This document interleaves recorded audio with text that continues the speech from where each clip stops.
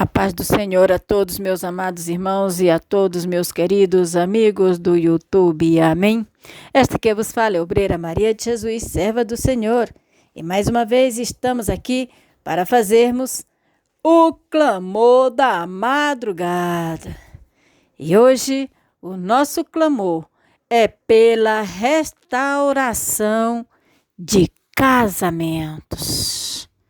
Você que quer ver seu casamento restaurado, não importa se houve separação, não importa se está à beira da separação, não importa a situação qual você está vivendo no momento, mas creia que o Senhor Deus pode, porque Ele tem todo o poder, até mesmo para ressuscitar o morto. Quanto mais restaurar um casamento ou um relacionamento. Então, antes de iniciar a palavra, eu aconselho a você a compartilhar esta oração. Talvez você conheça muita gente que precisa dessa oração.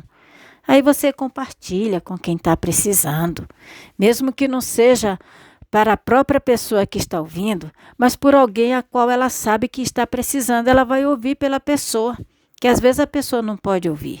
E também já vai dando aí o seu like para não correr o risco de esquecer. Amém? Então, vamos agora ouvir a palavra do Senhor, que se encontra na primeira carta de Paulo aos Coríntios, capítulo 7, e eu vou ler do versículo 1 ao versículo 5. E o título é Respostas a perguntas acerca do casamento. Versículo 1. Quanto ao que me escrevestes, é bom que o homem não toque em mulher, mas por causa da impureza, cada um tenha a sua própria esposa, e cada uma o seu próprio marido. Vamos fazer uma pausa aqui? Observa que o título já diz Respostas a perguntas. Por quê? Porque umas pessoas mandaram cartas para Paulo acerca do casamento, para que ele esclarecesse mais diante dos procedimentos no relacionamento, para que assim as pessoas entendessem o que seria certo e o que seria errado. Então, Paulo, respondendo às cartas para tirar as dúvidas, para esclarecer, ele já deixou registrado na Bíblia, que é para chegar ao alcance de todos nós. Então, por inspiração divina, Paulo foi bem usado mesmo por Deus para nos trazer esta palavra tão linda e tão maravilhosa. Então, ele já começou dizendo aqui, olha, é bom que o homem não toque em mulher. Aqui, ele falou da mente dele, consentimento dele, que cada um tivesse a sua particularidade. Porém, ele falou, por causa da impureza, ou seja, por causa da necessidade que existia de um estar em relação com o outro, por causa da necessidade da relação, então seria bom que cada um tivesse a sua, cada homem a sua mulher e cada mulher o seu marido. E assim tivesse a liberdade de viver o relacionamento. Mas aqui ele fala outra coisa que é bom a gente entender bem. Olha só, versículo 3. O marido conceda à esposa o que lhe é devido, e também, semelhantemente, a esposa ao seu marido. Amados, aqui ele está falando principalmente na parte da relação, que a mulher, ela tem que procurar agradar o marido. Na mesma proporção, o marido se sentir também no dever de agradar a esposa. Quando a pessoa se casa, eles pensam que vai se casar é para ser feliz com fulano. Este pensamento está errado. Quando a pessoa começa a pensar que ela vai se casar é para fazer alguém feliz, automaticamente a pessoa se torna feliz. Porque só o fato dela pensar na felicidade do outro e ela contribuir com isso, a atitude do outro geralmente é corresponder. E isso gera um ambiente agradável, gera um relacionamento bom. Mas quando a pessoa pensa em se casar somente nela, em satisfazer somente a ela mesma, pensando que o outro vai se casar com ela é para fazer ela feliz, que a mulher vai casar com ele só para fazer ele feliz. A felicidade dela não interessa, é somente a dele. Aí, quando tem esse pensamento, queridos, na hora que casa, a primeira coisa já é dar errado. Já começa os atritos, porque cada um começa a querer colocar ali o seu gosto, o seu prazer, a sua vontade, como que tivesse convivendo ainda uma vida sozinho, de solteiro, interessado somente no seu gosto pessoal. Esquecendo que quando casa, o gosto ali é duplo, então tem que buscar uma forma de satisfazer o gosto dos dois. E é muito mais lindo quando alguém pensa em agradar o outro, quando um pensa em agradar o outro. Então é onde Paulo diz que o marido conceda à esposa o que lhe é devido, o que lhe é devido em tudo, para que ela sinta satisfeita, para que ela seja feliz. Da mesma sorte, a mulher também tem que se sentir na obrigação de fazer o mesmo. Quando isso acontece no casamento, queridos, a pessoa já está construindo um lar bem estruturado. Ela está estruturando a família, o seu lar. No versículo 4. A mulher não tem poder sobre o seu próprio corpo, e sim o marido.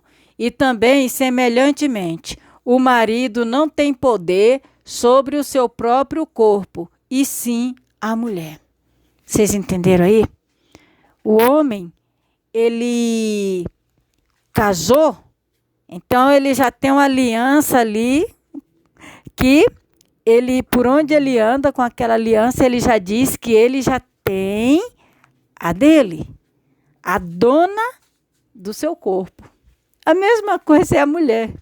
Então, nesse caso, amados, o homem ele pode ir para onde ele for, mas ele precisa ter aquela consciência que ele não é mais dele, que ele tem alguém que se tornou a dona do seu próprio corpo. Por quê? Aí ele vai respeitar, ele vai saber zelar, ele vai se cuidar.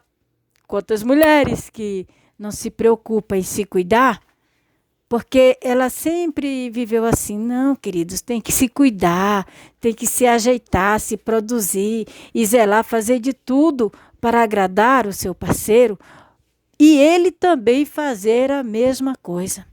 Quando um pensa na felicidade do outro, quando um pensa que ela se produzindo, ela está se ajeitando, ela pensa em fazer isso é para agradar o seu marido, a coisa é diferente.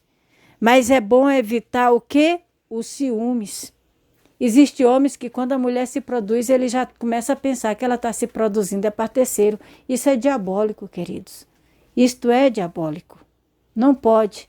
Da mesma sorte, não pode o homem que é casado ou a mulher que é casada se produzir pensando em agradar terceiro, também é pecado.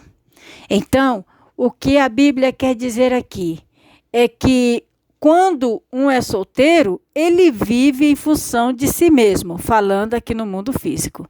Mas quando é casado, é um viver em função do outro. Coisas que você gosta, que se agrada. Se o seu marido não gosta e não agrada, então tenta descobrir o que ele agrada.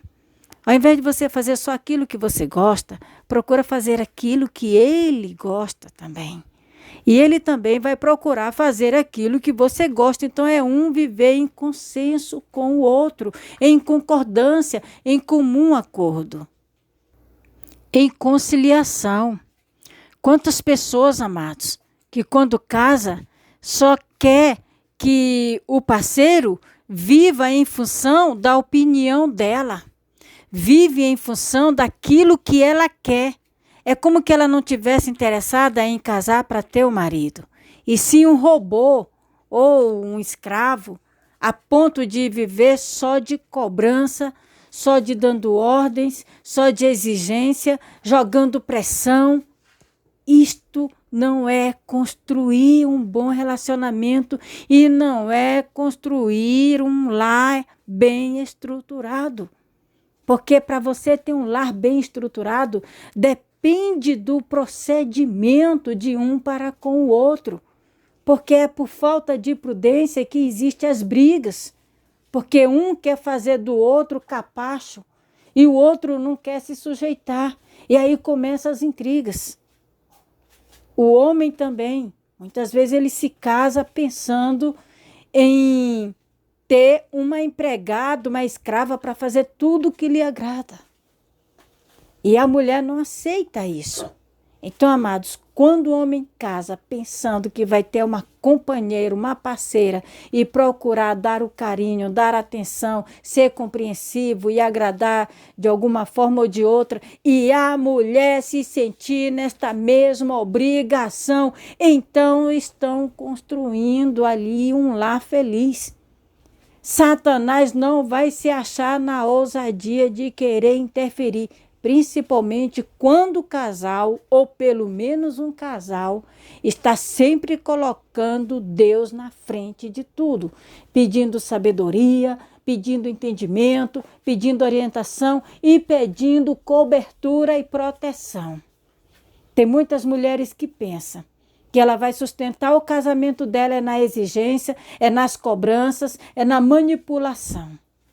Da mesma sorte é o homem, que também pensa que casar, ele vai sustentar o casamento dessa forma. Tá errado. Tá errado.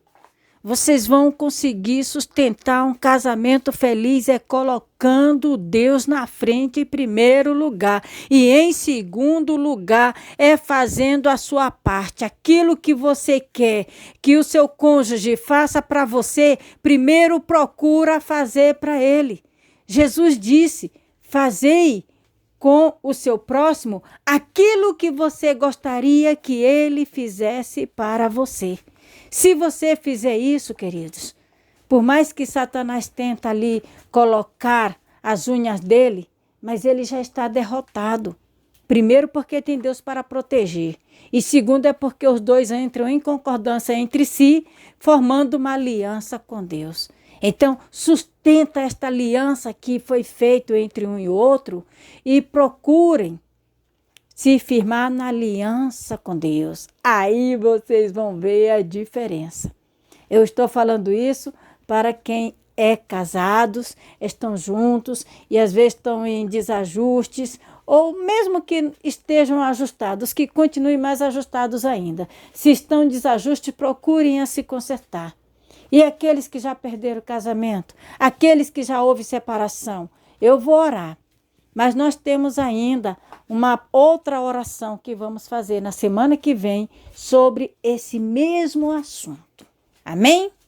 Então, vamos agora de clamor. Amém. Senhor, meu Deus e meu Pai, neste momento, Senhor, eu quero levantar a Ti este clamor, Pai, com exclusividade para os casamentos.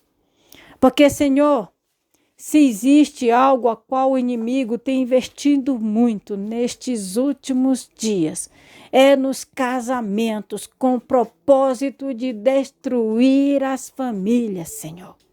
E, infelizmente, existem muitos casais que não vigiam. Muitos casais que não vigiam, Senhor.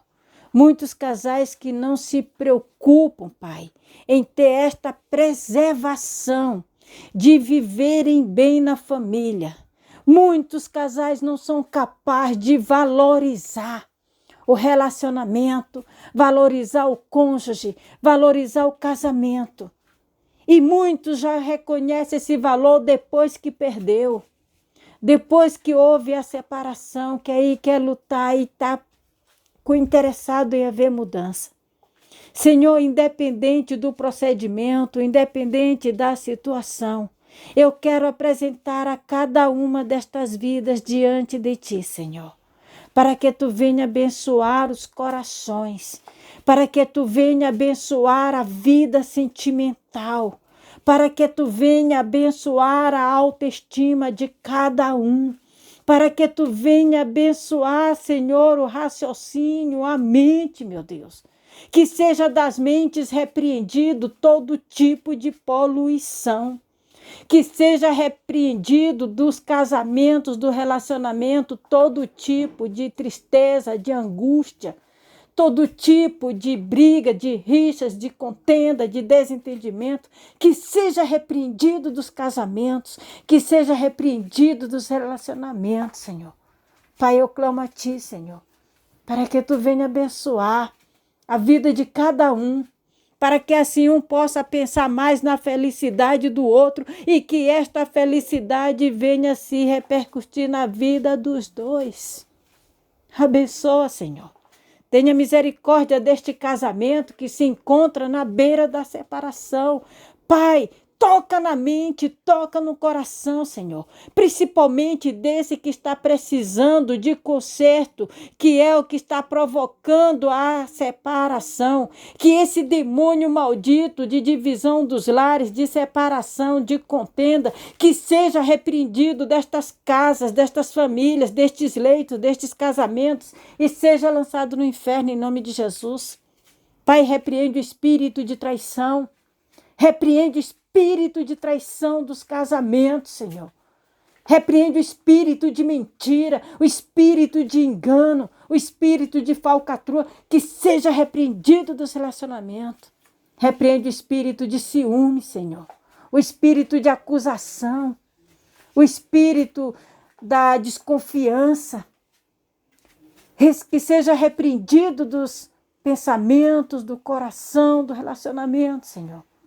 Eu te peço, Pai, abençoa para que exista união, para que exista amor, para que exista compreensão, para que um possa pensar mais na felicidade do outro e assim essa felicidade, Senhor, seja recíproca na vida de cada um, meu Deus. Abençoa. Abençoa, Senhor, esta pessoa que é casada e não é feliz por não ter nenhum sentimento pelo cônjuge. Ou é o homem ou é a mulher, coloca, Senhor. Porque uma vez que eles casaram foi para viverem junto. E uma vida a dois sem amor, Senhor, não faz sentido. Então coloca o sentimento de amor, Senhor, no coração do cônjuge, Senhor. Porque esta pessoa que não ama o seu cônjuge, Senhor, ela está sofrendo, mas também ainda está fazendo o outro sofrer mais ainda. Toca no coração dos dois. Toca no coração desta pessoa que casou, Senhor, esperando que era amada, que ia ser feliz, e de repente ela não se sente amada, se sente rejeitada, se sente menosprezada. Muitas vezes não se sente valorizada, trabalha, se sacrifica, se esforça, faz de tudo, Senhor. E não vê nenhum bom procedimento da parte do parceiro, porque não é correspondido. O homem não é correspondido pela mulher, a mulher não é correspondida pelo marido, Senhor. Por causa do egoísmo, por causa do autoritarismo, que esse espírito maldito do egoísmo, da sequidão, da ignorância, esse espírito maldito da ingratidão, do autoritarismo, seja repreendido desses relacionamentos, destes casamentos e seja lançado no inferno em nome de Jesus. Abençoa, meu Deus, para que haja mais amor, para que haja mais harmonia, mais entendimento, para que um possa tratar o outro com mais respeito, com mais carinho, Senhor. E eu te peço para que também seja tapado as brechas, para que Satanás não se ache na ousadia nem no direito de querer se interferir, de entrar, Senhor. Que Satanás seja repreendido, Pai.